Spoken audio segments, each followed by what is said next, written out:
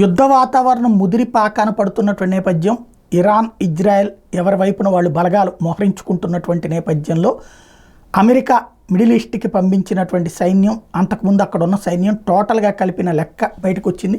40,000 మంది అక్కడ సిద్ధంగా ఉన్నారు.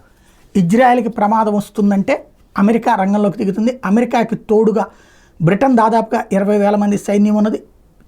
యూరప్ నాటో దేశాలకు సంబంధించి మొత్తం కలిపితే 1,25,000 మంది సైన్యం ఉన్నారు. పూర్తి ఆయుధాలతో సన్నద్ధమై ఉన్నారు. అన్ని రకాల మెరుపు దాడులు చేయగలిగినటువంటి ఎక్విప్మెంట్ వాళ్ళ చేతిలో ఉంది.